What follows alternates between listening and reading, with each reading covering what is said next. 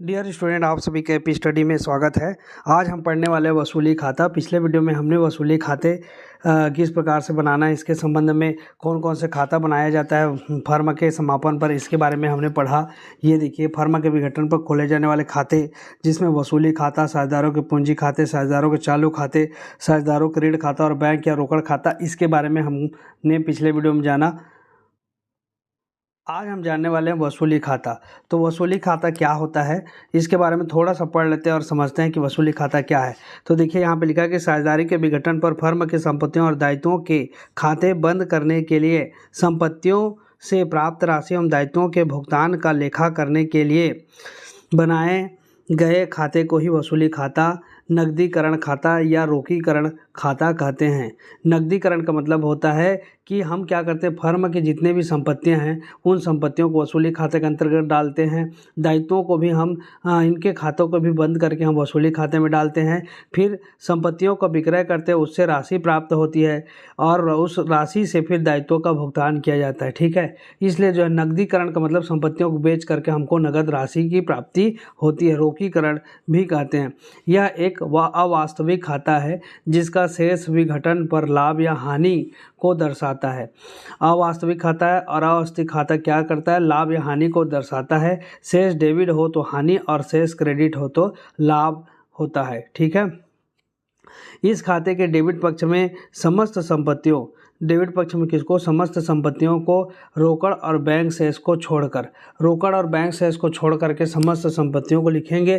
क्यों? क्योंकि रोकड़ और बैंक शेष जो है ऑलरेडी रोकड़ में कन्वर्ट है, मतलब रोकड़ ही है जिसको हमको और बदलने की आवश्यकता नहीं। और संपत्तियां, समस्त संपत्तियों का मतलब होता है जो भी भूमि, भवन, मशीन, मकान, ये जितने भी हैं इनको रोकड़ में बदलना पड़ता है। ठीक है, इनको विक्रय करके हम क्या करेंगे, रोकड़ में तब्दील करेंगे।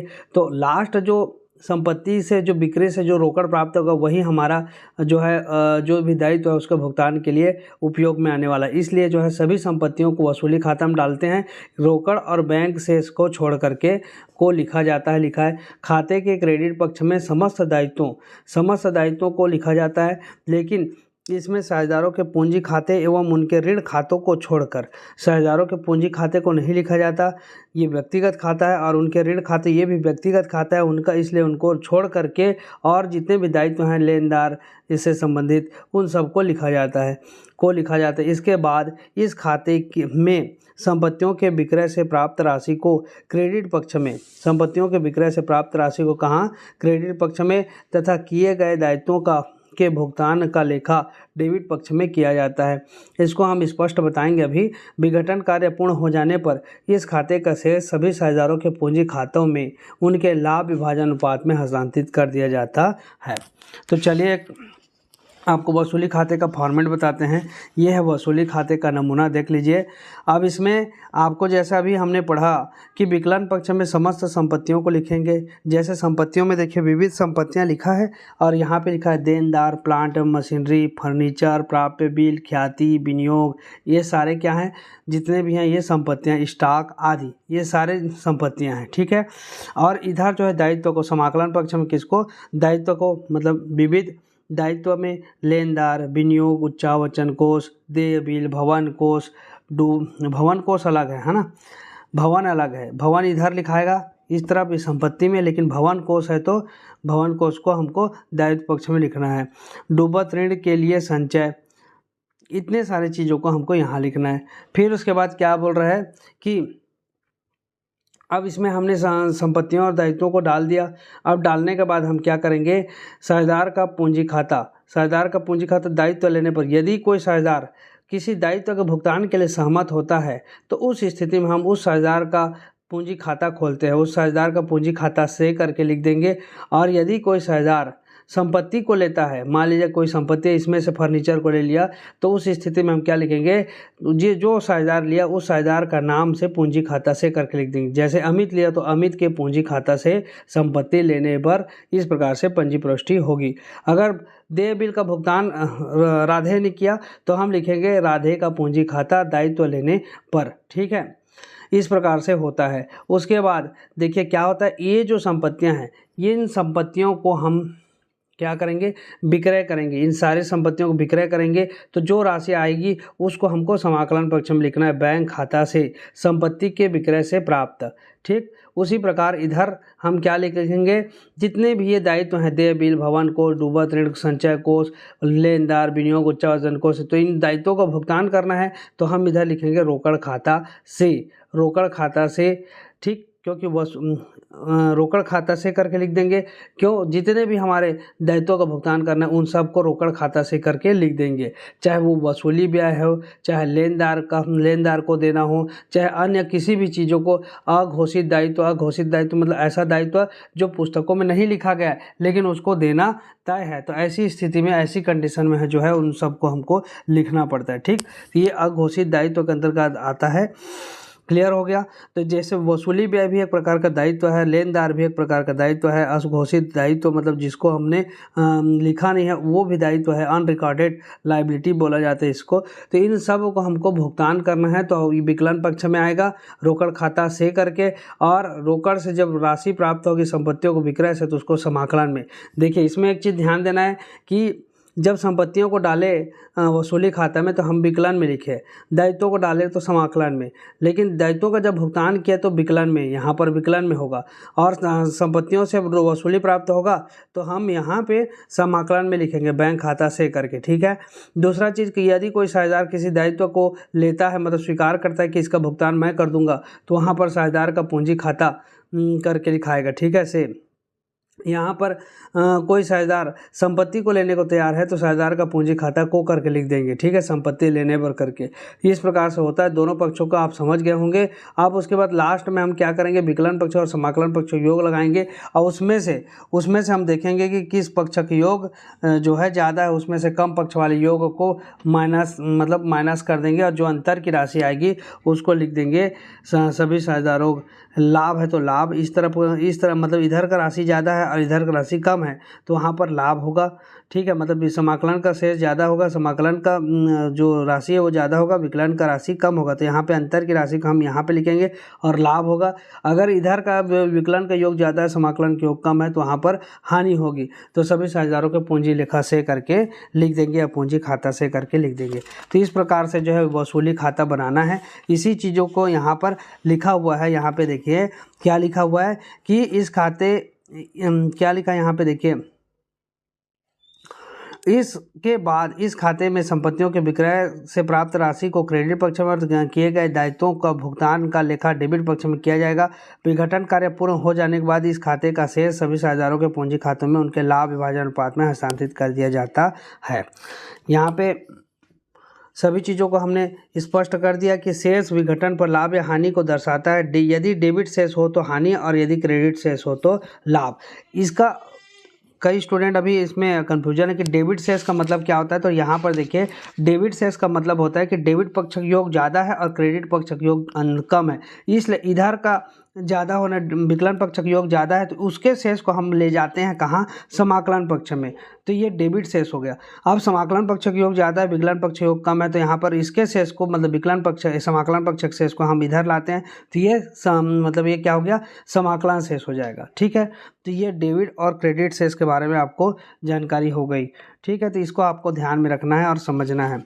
अब हम चलते हैं थोड़ा सा और पढ़ लेते हैं। इसमें देखिए संपत्तियों का हस्तांतरण, पंजी प्रविष्टि भी पूछता है कि पंजी प्रविष्टियाँ कीजिए, वसूली खाते की पंजी प्रविष्टियाँ किस प्रकार से होंगी। तो यहाँ पर संपत्तियों का जब हस्तांतरण करेंगे तो संपत्तियों का हस्तांतरण में जो पंजी प्रविष्टि होगी वो है, देखिए वसूली खाते में सर्वप्रथम स्थिति विवरण में दी गई संपत्तियों को उसके डेबिट पक्ष में हस्तांतरित किया जाए। स्थिति विवरण मतलब चिट्ठा में जो भी संपत्तियां दिया गया है उनको हम सबसे पहले क्या करेंगे, वसूली खाते में हस्तांतरित करेंगे। सभी संपत्तियां पुस्तक मूल्य पर लिखी जाती हैं, इस संबंध में निम्न प्रविष्टियां की जाएंगी। पुस्तक मूल्य मतलब वहां पर जो दिया रहेगा प्रश्न में उसी मूल्य पर हमको वसूली खाते में डालना है, तो हम वसूली खाते में डालेंगे तो वसूली खाते के अंतर्गत जाएगा, इसलिए वसूली खाता विकलन संपत्तियों के खाते से जो भी संपत्तियां रहेगी उसको इसी प्रकार से लिखेंगे, वसूली खाता विकलन संपत्तियों के खाते, चाहे भवन हो, मशीन हो, फर्नीचर हो, जो भी हो।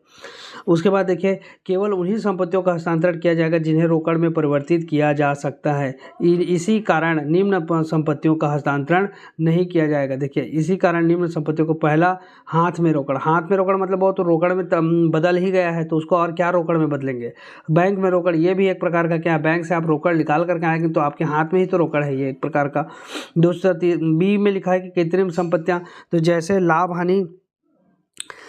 हानि का डेबिट शेष, हानि कहलाता है, और तथा विज्ञापन, प्रारंभिक व्यय आदि। सी में लिखा है यदि स्थिति विवरण के संपत्ति पक्ष में किसी संपत्ति के लिए कोई आयोजन दिया गया हो, जैसे डूबत ऋण या संदिग्ध ऋणों के लिए आयोजन, ह्रास के लिए आयोजन आदि, ऐसे आयोजनों को वसूली खाते के क्रेडिट पक्ष में हस्तांतरित किया जाएगा। देख लीजिए, क्रेडिट पक्ष आयोजन को भी हम क्या लिखेंगे, वसूली खाते के क्रेडिट पक्ष में डालेंगे। समस्त संपत्तियों को सकल घरेलू मूल्य पर वसूली खाते में हस्तांतरण किया जाएगा।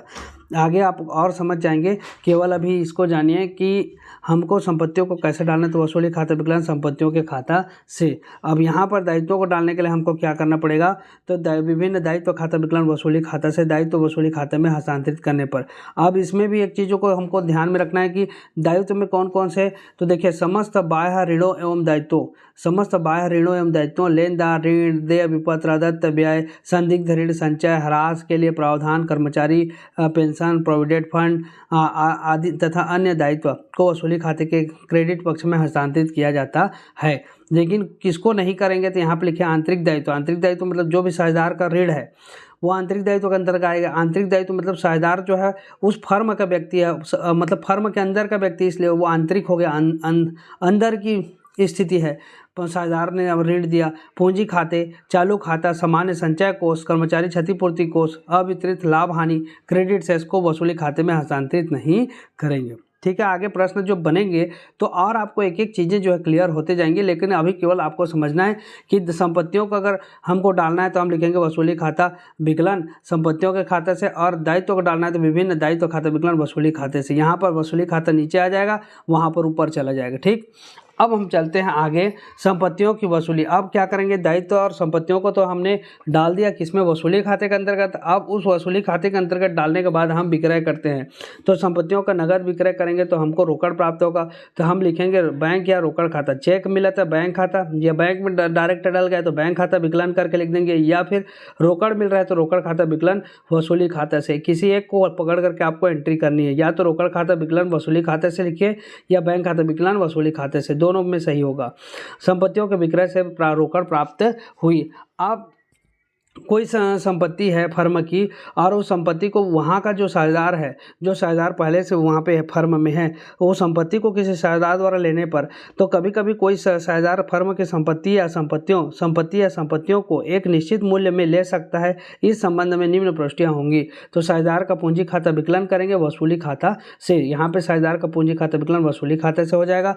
तीसरा में लिखा है कि सह संपत्ति को किसी लेनदार द्वारा अपने दायित्व के बदले लेने पर। कभी कभी ऐसा भी होता है कि कोई लेनदार है, लेनदार मतलब हमारा जो लेनदार मतलब हमसे जो लेने वाला है, पैसा लेने वाला है, जो व्यक्ति है जो हमको उधार दिया है, तो अभी कभी कभी ऐसे व्यक्ति जो फर्म को उधार दिया है वह व्यक्ति भी लेनदार फर्म की किसी संपत्तियों को अपने दायित्व के बदले में भुगतान स्वरूप ले सकता है। मान लीजिए उसने 10,000 का फर्म को उधार माल बेचा है, और ऐसी स्थिति आ गई कि फर्म का विघटन का स्थिति आया। जब फर्म का विघटन कर रहे हैं तो वहाँ पर वो लेनदार जो है क्या कर सकता है, अपने 10,000 के बदले में वो किसी भी संपत्ति को, चाहे वो फर्नीचर हो, स्टॉक हो या अन्य कोई भी चीज़ है, उसको ले सकता है। ठीक है, यदि संपत्ति उसके दायित्व के लिए पर्याप्त है, उसके दायित्व मतलब जितनी राशि उसने उधार में दिया है उतनी राशि के लिए पर्याप्त है, तो इस संबंध में कोई प्रविष्टि नहीं होगी। परंतु यदि संपत्ति केवल आंशिक भुगतान हेतु पर्याप्त है तो कुछ लेनदार या ऋण में संपत्ति का मूल्य घटाकर शेष राशि नगद भुगतान की जाए। मान लिया जाए, समझो कि वो 10,000 को उधारी दिया, लेकिन 5,000 की ही संपत्तियां हैं जिसको लेनदार लेने के लिए तैयार है, तो 5,000 रुपये और तो उसको भुगतान करना पड़ेगा। तो ऐसी स्थिति में उसको नगद 5,000 रुपये देना पड़ेगा, और नगद और 5,000 रुपये जो संपत्ति है उसमें से उसका माइनस होगा।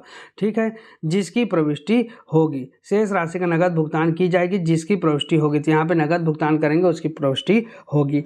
अब यहाँ पे लिखा है, देखिए टिप्पणी में, यदि संपत्ति पक्ष में दी गई मूर्त संपत्तियों जैसे फर्नीचर, देनदार, मोटर कार आदि से संबंधित कोई सूचना समाजन में न दी गई हो तो यह मान लिया जाएगा कि वे पुस्तकीय मूल्य पर विक्रय कर दी गई। मतलब जितना मूल्य है उतने मूल्य पर विक्रय कर दी गई।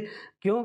क्योंकि अगर प्रश्न में दिया है कि जो भी फर्नीचर, मान लीजिए 5,000 का फर्नीचर है, लेकिन उसी समय जब फर्म का विघटन हुआ और 3,000 में बेच दिया गया, तो यहाँ पर क्या हो गया, उस पुस्तकीय मूल्य पर नहीं करेंगे, जो समायोजन में जो राशि दी रहेगी उसी राशि पर हम एंट्री करेंगे। ठीक है, लेकिन फर्नीचर में अगर नहीं दिया है इस प्रकार का, किसी प्रकार से संबंधित समायोजन में सूचना नहीं दी गई है, तो ऐसा मान लिया जाए कि मान लीजिए फर्नीचर 5,000 का है तो फर्नीचर को बेच दिया गया और उससे 5,000 प्राप्त हुआ, देनदार 10,000 तो 10,000 ही प्राप्त हुआ, ऐसा टाइप का। ठीक है, अगर समायोजन में दिया है कि फर्नीचर 5,000 लेकिन उससे 4,000 मिला तो 4,000 ही लिखेंगे, देनदार 10,000 है लेकिन 9,000 मिला तो 9,000 ही लिखेंगे। इस टाइप से लिखा जाता है जब समायोजन में दिया रहता है तो, और नहीं दिया रहता है तो जितना है उतना ही मान करके लिख देते हैं।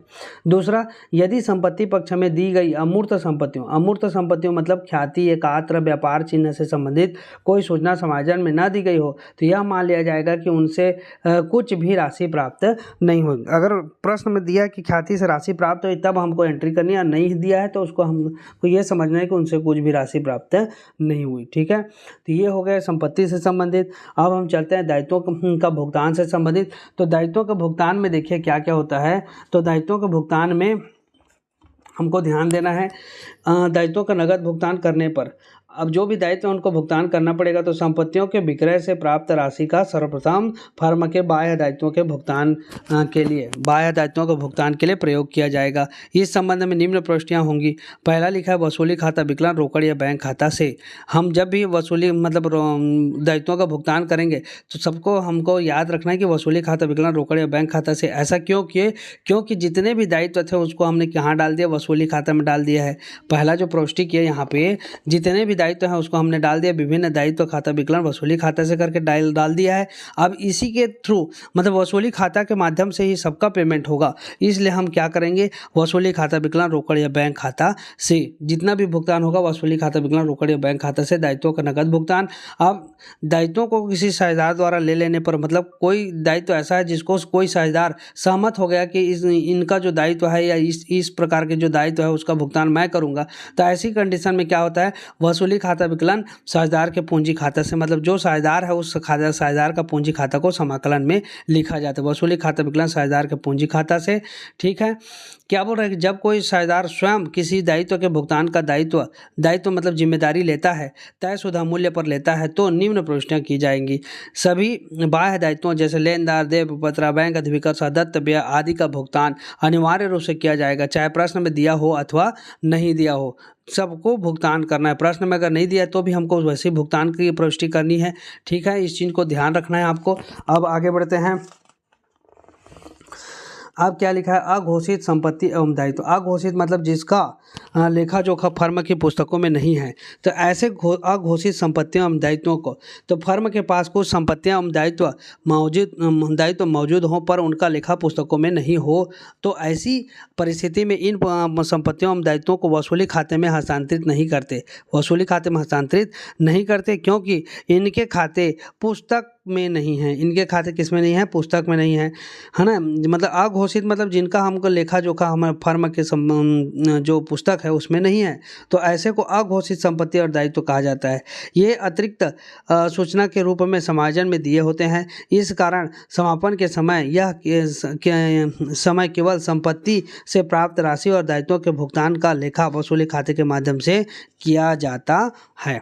अब देखिए अघोषित संपत्ति है तो उसको भी हम क्या करेंगे, अघोषित संपत्ति के संबंध में, तो अगर मान लीजिए अघोषित संपत्ति को विक्रय कर रहे हैं तो हमको क्या मिलेगा, रोकड़ ही मिलेगा। तो रोकड़ खाता या बैंक खाता विकलन वसूली खाता से, जैसा हमने पहले संपत्तियों जो घोषित संपत्तियां हैं मतलब संपत्तियों को विक्रय से जो पंजी प्रविष्टि के सेम पंजी प्रविष्टि इसमें भी करना है हमको, रोकड़ खाता या बैंक खाता विकलन वसूली खाता से। जैसे यहाँ पे देखिए संपत्ति के विक्रय से, तो यहाँ पर लिखे ना कि रोकड़ या बैंक खाता विकलन वसूली खाता से, ठीक उसी प्रकार यहाँ पर भी हो जाएगा रोकड़ या बैंक खाता विकलन वसूली खाता से। अघोषित दायित्व का संबंध में तो वसूली खाता विकलन रोकड़ या बैंक खाता से। जब भुगतान करेंगे, अघोषित दायित्व का भुगतान करेंगे तो जैसे हमने वहाँ पर दायित्व का भुगतान किया, सेम इसी प्रकार दायित्व यहाँ पर अघोषित का भी होगा। अघोषित संपत्ति, जैसे हमने वहाँ पर संपत्ति के संबंध में विक्रय किया तो राशि प्राप्त हुई, वैसे ही इसमें भी होगी अघोषित में। अघोषित संपत्ति को साझेदार द्वारा लेने पर तो साझेदार का पूंजी खाता विकलन वसूली खाता से। सेम पंजी प्रविष्टि, अघोषित दायित्व का भुगतान साझेदार द्वारा तो वसूली खाता विकलन साझेदार के पूंजी खाता से। इस प्रकार से सेम है, जैसा हमने पहले पढ़ा वही चीज़ इसमें भी करना है, ठीक। उसमें कोई दो मत वाली बात नहीं है, दोनों में अंतर नहीं है, किसी प्रकार का कोई अंतर नहीं।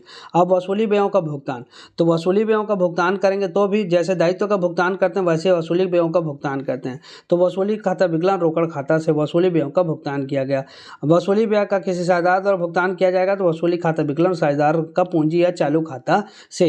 ये भी इसी प्रकार से जैसे हमने यहाँ पर अघोषित क्या बोलते हैं, अघोषित दायित्व का भुगतान किया तो वसूली खाता विकलन साझेदारों का पूंजी खाता से। ये वाला है ना, अघोषित दायित्व को अगर कोई साझेदार द्वारा करने पर तो यहाँ पर भी है, देखिए अघोषित दायित्व और कोई साझेदार ले रहा है किसी साझेदार द्वारा भुगतान तो वसूली खाता विकलन साझेदारों के पूंजी या चालू खाता से, ठीक। तो ये चीज़ों आपको समझ में आ गई है। ये ऐसी ही पंजी प्रविष्टि होगी जैसे हमने घोषित में किया। घोषित मतलब जो संपत्तियां फर्म में के चिट्ठे में दी रहेंगी उसके संबंध में जो करेंगे वो अघोषित के संबंध में भी करेंगे। यहाँ पे कमीशन का भुगतान भी क्या होगा, जब कोई साझेदार समापन कार्य को देखता है और उसे कमीशन इस कार्य के बदले में कमीशन का भुगतान किया जाता है तो भी वसूली खाता विकलन साझेदार का पूंजी खाता या चालू खाता से साझेदार को कमीशन देने पर, ठीक है। वसूली खाता विकलन साझेदार का पूंजी खाता या चालू खाता से होगा। क्लियर है। अब हम आगे बढ़ते हैं। यहाँ पर देखिए क्या लिखा है, वसूली खाता बंद करने पर। बंद करने पर तो दो कंडीशन हो सकता है, एक तो लाभ का कंडीशन और दूसरा हानि का कंडीशन। तो लाभ की स्थिति में क्या होगा, तो लाभ की स्थिति में जितने भी साझेदार हैं उनके खाते में उनका खाता क्रेडिट होगा। जैसे आपके खाते, मतलब उदाहरण के लिए आपको समझना है कि जैसे हम लोग हमारे खाते में अगर पैसा जमा करते हैं या कोई हमारे खाते में पैसा जमा करता है तो हमारे पास एक मैसेज आता है कि your account has been credited. मतलब क्रेडिटेड का मतलब होता है क्रेडिट हो गया, हमारे खाते में क्रेडिट हुआ। और जब आप एटीएम से पैसा निकालते हैं तो क्या मैसेज आता है, योर अकाउंट डेबिटेड करके आता है ना। आप इसको ध्यान दीजिएगा। या फिर आप बैंक पासबुक को भी देखेंगे तो डेबिट और क्रेडिट दो पक्ष होते हैं, जिसमें अगर पैसा जमा होता है तो क्रेडिट पक्ष में दिखाता है और पैसा निकला रहता है तो उसको डेबिट पक्ष में दिखाता है, ठीक है। तो उसी प्रकार हमको अगर लाभ हो रहा है तो हमारे खाते में उतना पैसा आ रहा है, क्रेडिट हो रहा है, इसलिए हम क्या करेंगे, साझेदारों के पूंजी खाता या चालू खाता से वसूली पर लाभ साझेदारों के पूंजी खाते में हस्तांतरित किया गया।